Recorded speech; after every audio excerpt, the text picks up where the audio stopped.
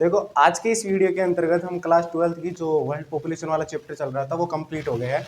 उसके बाद में आने वाले समय में उसके कितने क्वेश्चन आए हैं 2022, 23, 24 उसके बारे में अध्ययन करेंगे। उससे पहले आपको कुछ बातें बताता हूँ कि समय और शिक्षा का सही उपयोग करना ही व्यक्ति को सफल बना देता है। हम इस समय उस टाइम पर चर्चा कर रहे हैं जहाँ पर न कोई कोर्स कुछ भी नहीं है। हम छुट्टियों के अंतर्गत पूरे के पूरे कोर्स को करने की कोशिश करेंगे, यानी जितना लोग सोचेंगे स्टार्ट करेंगे ना उससे पहले हम कंप्लीट कर चुके होंगे। तो मेरा यही इरादा है कि मैं आपको 100% 12th क्लास का सिलेबस करवा दूं। साथ में मैं ये सोच रहा हूँ कि हिस्ट्री का भी सिलेबस आपको इसी यूट्यूब चैनल के माध्यम से करवा दूं। लेकिन आपको इतना तो करना है कि अपने दोस्तों के साथ जो भी 12th क्लास का, 10th क्लास का या किसी और सब्जेक्ट से रिलेटेड है तो उनको इस वीडियो को शेयर कर सकते हो आप। तो आज की इस वीडियो के अंतर्गत हम जितने क्वेश्चन आए हैं उनके बारे में बातचीत करते हैं कि 2022, 23 और 24 में कौन कौन से आए हैं। तो सबसे पहले मैं बात बताता हूँ आपको कौन कौन से क्वेश्चन आए हैं। देखो, इस चैप्टर के अंतर्गत जो जनसंख्या वितरण घनत्व और वृद्धि वाला है, जनसंख्या इसके अंतर्गत वितरण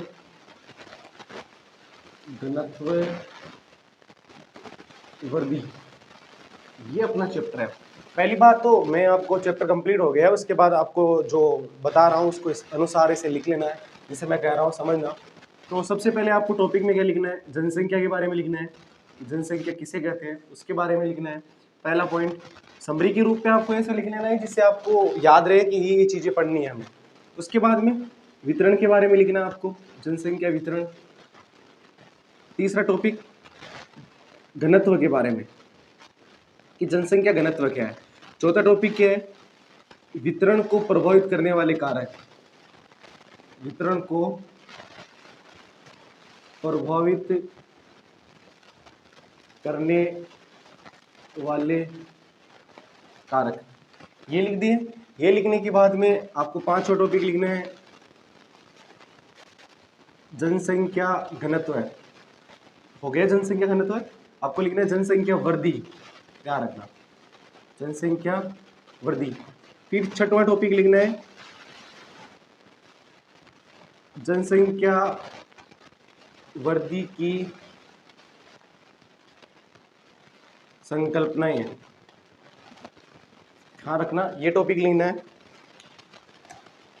उसके बाद आपको लिखना है इसके अंतर्गत संकल्पना लिखने के बाद आपको याद रखना है, ध्यान रखना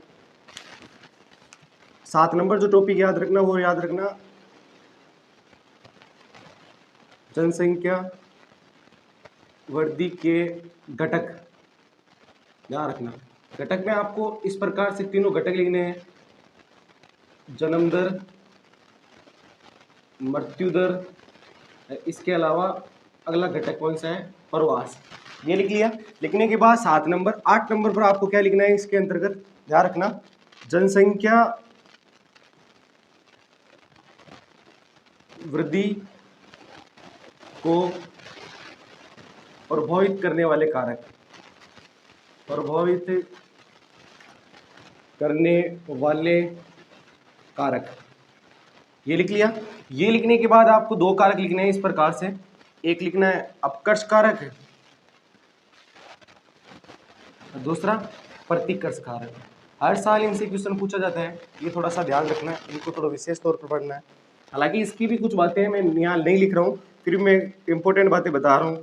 उसके बाद आपको क्या लिखना है,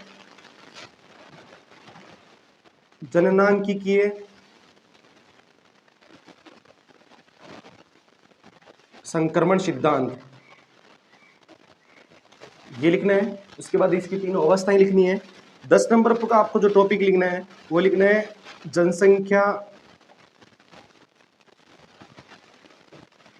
को नियंत्रित करने वाले कारक, जनसंख्या को नियंत्रित करने वाले कारक, ये लिखना है। इसके साथ ये ना आपको माल्थस का सिद्धांत याद रखना है, माल्थस का सिद्धांत, ये भी आपको इसमें पढ़ना है। इसी का है जनसंख्या को नियंत्रित करने वाले। तो कितने हो गए आपके, टोटल 10 पॉइंट है। ये 10 पॉइंट लगभग 3 से 4 नंबर के आते हैं। आपको इसके बारे में विशेष तौर पर ध्यान रखना है, इस महत्वपूर्ण है। अगर अब इसमें देखो, शायद मैंने माल्थस का सिद्धांत नहीं बताया, तो मैं इसी वीडियो के अंतर्गत बता दूंगा लास्ट में। तो देखो इसमें आ कौन चुके हैं, कौन कौन से क्वेश्चन आ चुके हैं। तो प्रवास का अपकर्ष कारक है, ये 2022 में प्रश्न पूछा गया था। प्रश्न क्या पूछा गया था? प्रवास का अपकर्ष कारक है, ये क्वेश्चन आ चुका है, ध्यान रखना। 2022 में आया था ये, कब आया था ध्यान रखना? 2022 में। इसके बाद प्रवास के 2 आर्थिक परिणाम लिखिए। प्रवास के 2 आर्थिक परिणाम लिखिए। परिणाम, आर्थिक परिणाम, प्रवास के 2 आर्थिक परिणाम का मतलब क्या है, किससे, ये भी ध्यान रखना, डेढ़ नंबर का आया था 2022 के अंतर्गत। यानी प्रवास करने के आर्थिक परिणाम क्या है, होता है प्रवास का मतलब एक स्थान से दूसरे स्थान पर जाता है, जाने की वजह ये 2 कारक होते हैं। जहां अच्छा होता है वहां आर्थिक गतिविधियां अधिक होती है, तो वहां पर जाकर निवास करने लग जाते हैं। अगला है 2023 में आ चुका है ये क्वेश्चन। तीसरा, ये 22 में था, ध्यान रखना। जनसंख्या वितरण को प्रभावित करने वाले आर्थिक कारक को, किस कारक को ध्यान रखना? आर्थिक कारक को समझाइए। आर्थिक कारक को समझाइए। यह आया था 2023 के अंतर्गत, डेढ़ नंबर का क्वेश्चन आया था, ध्यान रखना, 2023 के। इसके अलावा एक क्वेश्चन आया था, जनसंख्या घनत्व है, प्रश्न पूछा गया था चौथा, जनसंख्या घनत्व है। जनसंख्या घनत्व किसे कहते हैं? ध्यान रखना, जनसंख्या घनत्व किसे कहते हैं, ये 2023 में आया है, ध्यान रखना ये भी। इसके अलावा एक है प्रवास का प्रतिकर्ष कारक है, प्रवास का प्रतिकर्ष कारक है, यह आया 2024 में, एमसीक्यू में है, ध्यान रखना। इसके अलावा एक क्वेश्चन आया 2024 में, छठवां क्वेश्चन है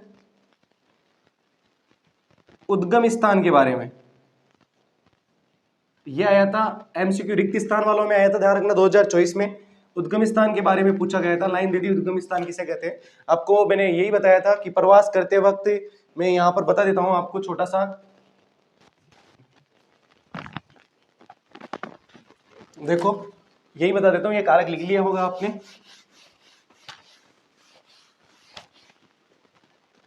देखो प्रवास, व्यक्ति प्रवास करता है, ठीक है, फिर से बता देता हूं, एक कारक होता है कौन सा? अपकर्ष। दूसरा कौन सा होता है?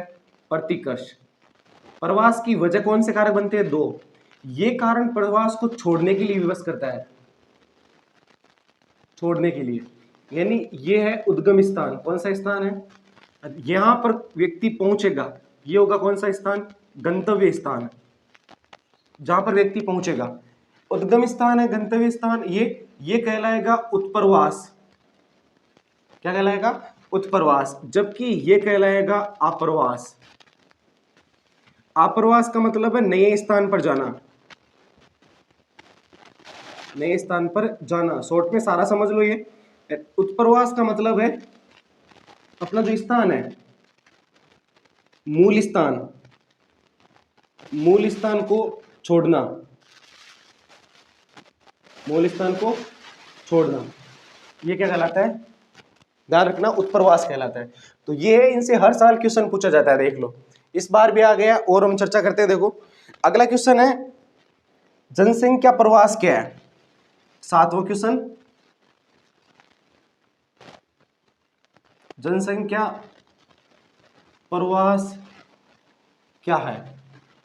इसके अलावा आया है, प्रवास के पीछे लोगों के क्या उद्देश्य हैं, क्या क्या उद्देश्य रहते हैं? 8वां, प्रवास के पीछे लोगों के क्या क्या उद्देश्य रहते हैं? देखो, हर बार प्रवास की बात की है, सारा का सारा मैटर इन शब्दों के ऊपर खेल है, इनका अर्थ समझ जाना। अपकर्ष का मतलब किसी नए स्थान पर आना, प्रतिकर्ष मतलब छोड़ना, ये छोड़ने के लिए विवश करते हैं या किसी स्थान पर जाने के लिए विवश, ध्यान रखना। अब ये प्रश्न आ चुके हैं। अब देखो यहाँ पर देखो प्रवास, यहाँ प्रवास, इसके अलावा आप देखो यहाँ पर भी प्रवास, ये भी प्रवास, ये प्रवास, ये तो इसी में ध्यान रखना। 12वीं क्लास में बोर्ड में प्रवास को लेकर कुछ ज़्यादा ही लगाव है, प्रेम है, तो इसीलिए आप प्रवास वाले टॉपिक पर थोड़ा ज़्यादा ध्यान रखना। प्रवास की थॉमस माल्थस का मानना था 1798 में थॉमस माल्थस ने अपना ये सिद्धांत दिया था जनसंख्या वृद्धि यानी उसको नियंत्रित करने के लिए। तो उन्हें थॉमस माल्थस साहब ने कहा था कि खाद्य आपूर्ति की तुलना में, किसकी आपूर्ति, खाद्य आपूर्ति की तुलना के अंतर्गत जनसंख्या में वृद्धि है ना तीव्र गति के साथ होगी। किसकी, खाद्य आपूर्ति की तुलना में जनसंख्या में तीव्र गति के साथ, खाद्य आपूर्ति जो खाने के लिए जो भी चीज़ें होती है उनकी अपेक्षा जनसंख्या तीव्र गति के साथ बढ़ेगी। इस जनसंख्या में जो अनियंत्रित वृद्धि हो रही है, माल्थस साहब क्या कह रहे हैं, इस जनसंख्या में जो अनियंत्रित वृद्धि हो रही है, इस अनियंत्रित वृद्धि को रोकने का क्या है, रोका किससे जा सकता है, तो ये रुकेगी किससे, अकाल की वजह से, महामारियों की वजह से, या और क्या, युद्ध की वजह से, आदि के कारण ही इस जनसंख्या में क्या आएगी, कमी आएगी। इसी जनसंख्या के आकार में तीव्र गति से क्या होगी, गिरावट होगी। तो ये बात माल्थस साहब ने कही थी। माल्थस महोदय की बात फिर से याद रखना। माल्थस महोदय ने कहा था कि उनका मानना था कि खाद्य आपूर्ति की तुलना में जनसंख्या की वृद्धि अधिक तेजी से होती है। जनसंख्या अनियंत्रित वृद्धि में अकाल, महामारी, युद्ध आदि के द्वारा इसमें कमी होती है तथा जनसंख्या के आकार में क्या आएगी, तीव्र गिरावट। आप देखो फर्स्ट वर्ल्ड वार की बात करें, सेकंड वर्ल्ड वार की करें, तो उस समय कितनी भयंकर तरीके से क्या जनसंख्या में धड़ल्ले से कमी, बहुत सारे लोग मारे गए थे। इसे छोड़ो, प्रारंभिक समय की बात करें, प्राचीन काल के इतिहास में मंगोलों में चंगेज खान था, उसने विश्व की लगभग 15 से 20% आबादी को खत्म कर दिया था। तो वो किसकी वजह से हुआ था, युद्ध की वजह से। तो ऐसा कहा जाता है या तो युद्ध की वजह से तीव्र गति से क्या आएगी, जनसंख्या में गिरावट आएगी, या किसी न किसी प्रकार की महामारी से, जो आपको पता है हर शताब्दी में 1-2 बार आती रहती है महामारी, उसकी वजह से जनसंख्या में कमी आती है। तो लास्ट में जाते वक्त मैं फिर कह रहा हूँ आपको कुछ बातें कि अच्छे लोगों की खास बात ये होती है, एक हमेशा ना रखना, अच्छे लोगों की एक खास बात होती है कि वो बुरे वक्त में भी हमेशा कैसे बने होते हैं, अच्छे वक्त। जो मुझे भी याद है, आपको भी याद होंगे कि आपके अच्छे दोस्त कौन हैं, कौन नहीं है, जो बुरे वक्त में भी हमेशा साथ देते हैं। तो आज की वीडियो के लिए बस इतना ही। जय हिंद।